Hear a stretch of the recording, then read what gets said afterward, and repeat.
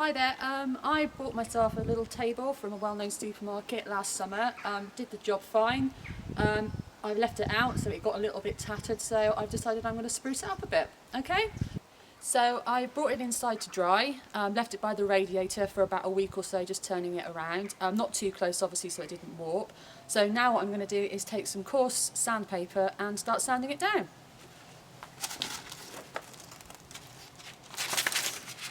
I'm using a block because it gives me a bit more contact with the table.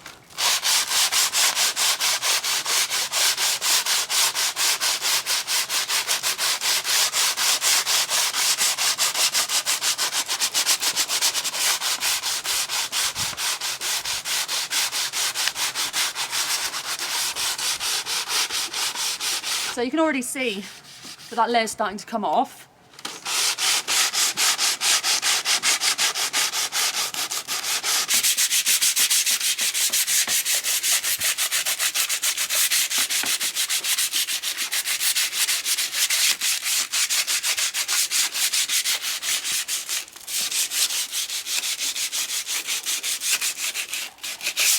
Okay, so I've now lovingly sanded my table down, which wasn't too bad actually. I thought it was going to be worse than it was, but it was okay.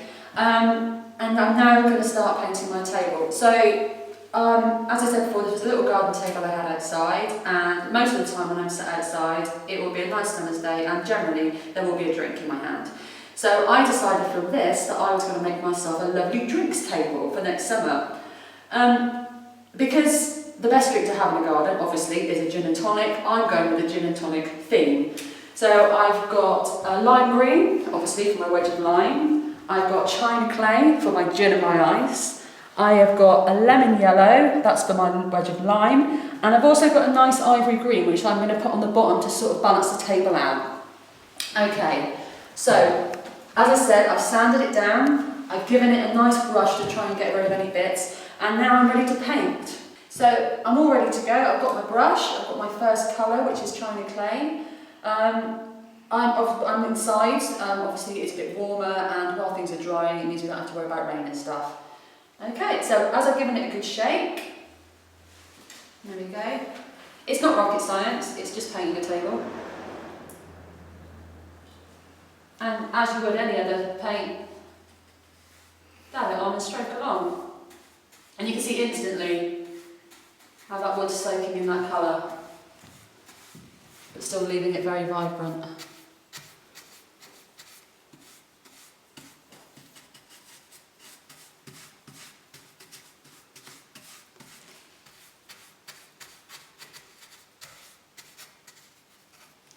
Okay, so I've done the underside of my table now with the first coat. I'm very lucky with this table as it has little bits and bobs underneath, which means I can go straight on to doing the top of the table. Now, if I didn't have that, then I would need to leave it to dry for a while. So, let's go again with the white. So a nice trick that you can do when you're applying your paint is to get a nice good coverage on there. Let's just try and steady that out a bit. So once we've got our coat on, like so, we then just very, very, very lightly, hardly touching, as you can see, you just about see the brush marks. And we go down, and then again, in the other way. And can you see how that very, very, very light touch is removing those brush marks? Very good for someone who's very heavy-handed like myself. And then just tidy up those bits there. So I've done my tabletop as much as I want to for the minute with the white colour. I'm leaving 4 strips because I'm going to paint those a different colour, which will become clear later. So I'm now going to move on to my table legs. This I'm doing in ivory green, and just the same as I did with the tabletop, basically.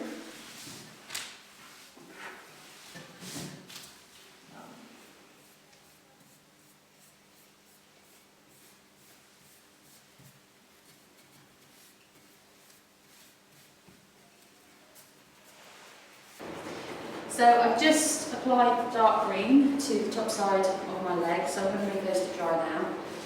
And while that's been happening, the white that I put on is now sort of dried a little. It's not completely dry, but it's got to that sort of tacky stage now where I don't have to worry about it dripping. So now my secret idea for my gin and tonic table would be my slice of lemon and my slice of lime, which is going to give it its characteristic drink, you know, idea basically. So small brush for this job. Going to start with this. As we've said before, I'm not the greatest painter in the world, so this could go wrong. I'm just going to really lightly do these ones.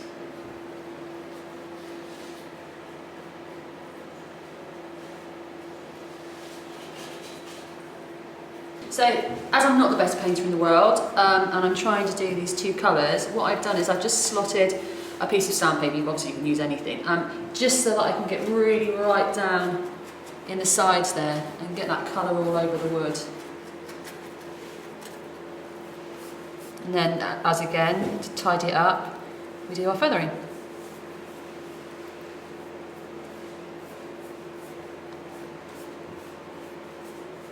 So I've left my table to dry overnight. I was expecting today to do a third coat, but I don't actually need it. I thought with a light colour like China Clay, it would need 3 coats on top of that dark, very dark wood that I started off with, but it doesn't, so that's brilliant.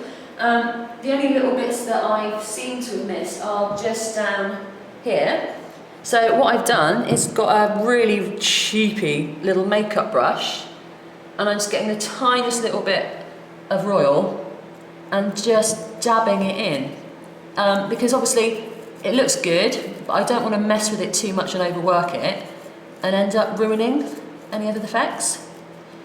So yeah, that seems to work really well. So I'm just going to finish that off. So I've got my gin and tonic, which is great, on my table, but the ice is missing. So, a little flash of inspiration, I've decided to have a go with some glitter. So, I don't actually know how I'm going to do this yet. So, I'm going to try 2 techniques. One, I'm going to put some little pot of clear royal exterior onto one of the slats, and I'm going to sprinkle the glitter on. And the other theory I've got is to put some royal and some glitter in a little pot and then brush that on. So, we're just going to see how it goes.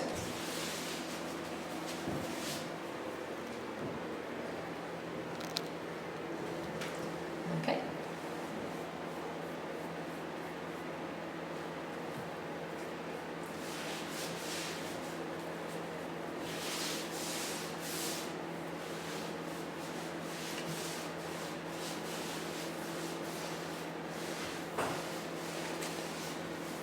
Right.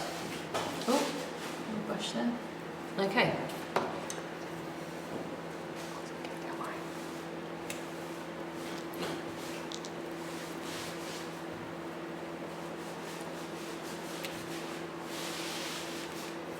Okay, experiment number 1.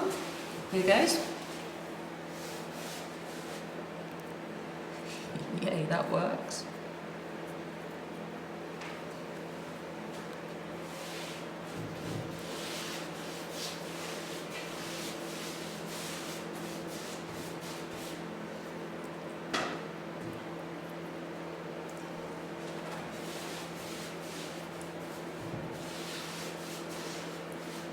Okay, that seems to work really well. Let's try experiment number 2.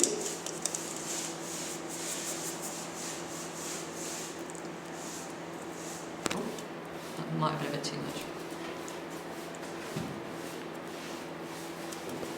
I wouldn't use your best brush for this. And just tip it in.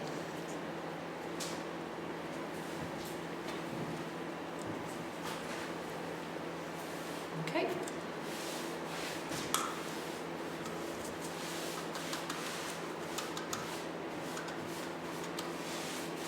Okay.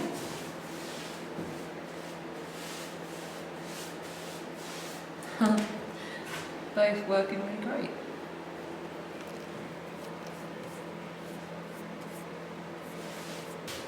So my gin and tonic table is now finished. I've got my lemon, I've got my lime, I've got my ice, and I've got my gin and tonic. I've really enjoyed doing this, and the products actually work fantastic. So I think the next thing for me to do is to go and get myself a gin and tonic.